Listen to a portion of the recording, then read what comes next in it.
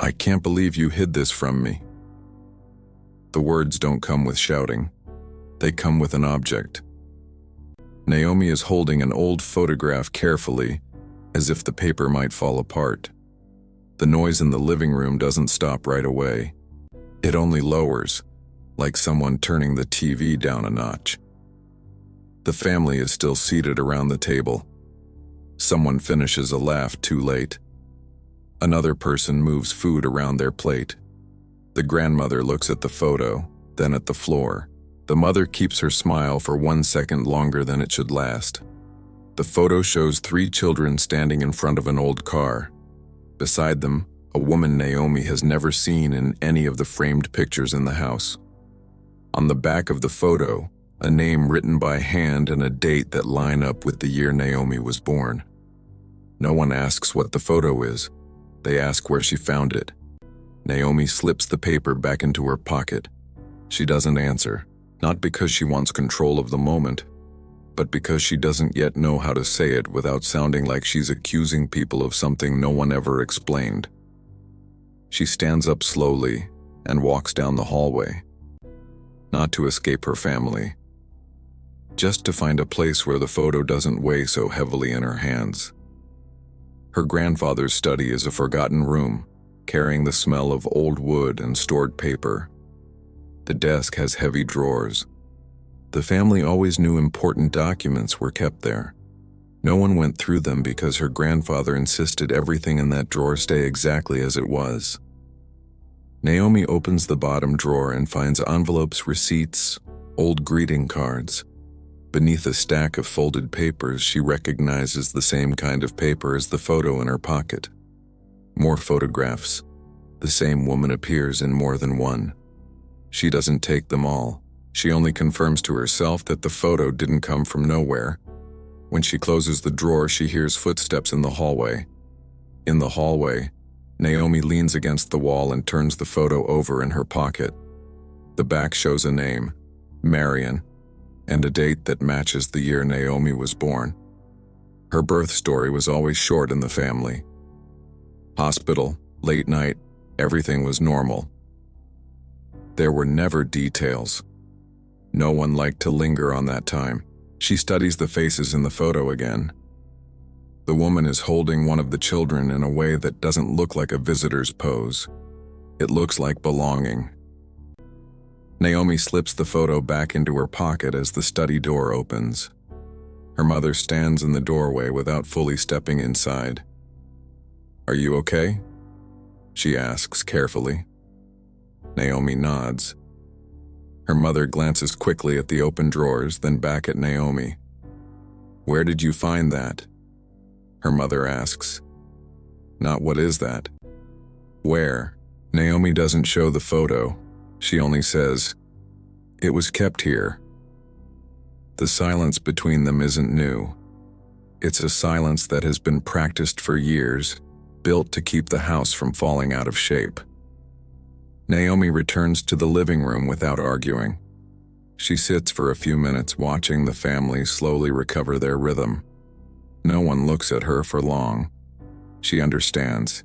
If she wants answers, she'll have to look where the family doesn't control the story. Her grandmother calls her into the hallway away from the table. "Put back what you took from your grandfather's drawer," she says quietly. "That isn't for you." Naomi keeps her hand in her coat pocket. She doesn't take the photo out. "Why?" Her grandmother hesitates. Her eyes grow wet, but her tone doesn't change. "Because it will only confuse you." Naomi doesn't answer with anger. She only says, "Then why does it exist?" Her grandmother doesn't have a ready answer. The request to put it back reveals more than any explanation. It's not that the photo means nothing. It's that it means too much. Naomi leaves the house that night with the photo in her pocket. Not to defy her grandmother, but because she can't return something that feels like it was never meant to be taken from her. A few days later, Naomi comes back when almost no one is home. Her grandmother is asleep on the couch. Her mother is out. Her father is still at work. She goes down to the basement. She isn't looking for the truth. She's looking for anything that feels real.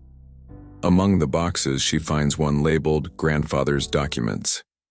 He always kept everything there. The family respected that habit and rarely touched it. Inside, an envelope with Naomi's name. An old hospital intake form, filled out by hand. In the field marked "Mother," there is a different name from the woman who raised her. There is an old address outside the city. Naomi folds the paper carefully, not because it's fragile, but because she understands that from this moment on, pretending she didn't see it is no longer possible. At the top of the stairs, she hears her grandmother cough. The sound is ordinary. The consequence of what Naomi found is not. The address on the form leads Naomi to a building that was torn down years ago. In its place is a small parking lot.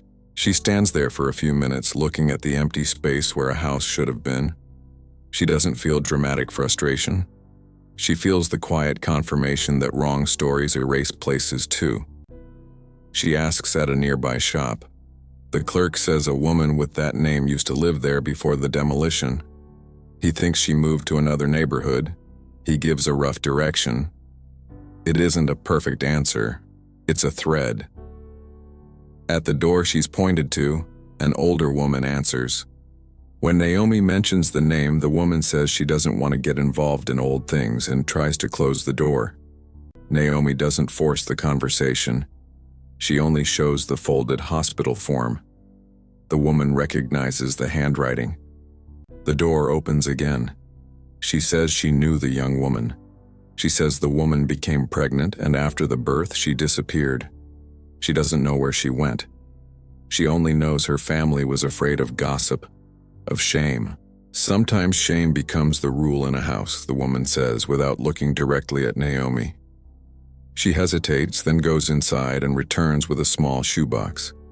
She says the young woman asked her to keep a few things before leaving. Inside the box are old photos. The same woman from the drawer photo, now pregnant. A short note. No apology. Just a warning not to look for her right now. Naomi recognizes the tone of someone pushed out of a story she wasn't allowed to tell. She thanks the woman. Not because she got everything she wanted, but because she got something that exists outside her family's version of events. Naomi returns home and lays the proof on the table. The old photo, the hospital form, the photos from the box, the note. I need someone to explain this to me. No one raises their voice. No one argues. Her father looks at her mother. Her mother looks at her grandmother. Her grandmother runs her finger along the edge of the photo. Her name was Marion, her grandmother finally says. The name doesn't fix anything, but it changes everything. Naomi searches public records. An address appears, but no one answers the phone. She goes there and learns the woman moved again. It takes 2 days of calls to find a current address. The search isn't fast. It's possible. It's tiring. It feels real. At the door of the new house, Naomi holds the old photo. When the woman opens the door, Naomi doesn't introduce herself as a daughter. She doesn't accuse anyone. She simply holds out the photo. The recognition on the woman's face doesn't arrive as a dramatic reveal. It arrives as long-held exhaustion finally meeting something that was postponed for decades. Where did you find this? The woman asks. Naomi names the town, her grandmother's name, the hospital form. The woman closes her eyes for a moment. I tried, she says without explaining anything else. The door remains open. It isn't a solved ending. It's a space that now exists. Naomi steps inside slowly. The woman's hand touching the photo mirrors the beginning of the story. The object that was hidden is now seen without being taken from her hands. There is no promise, only presence.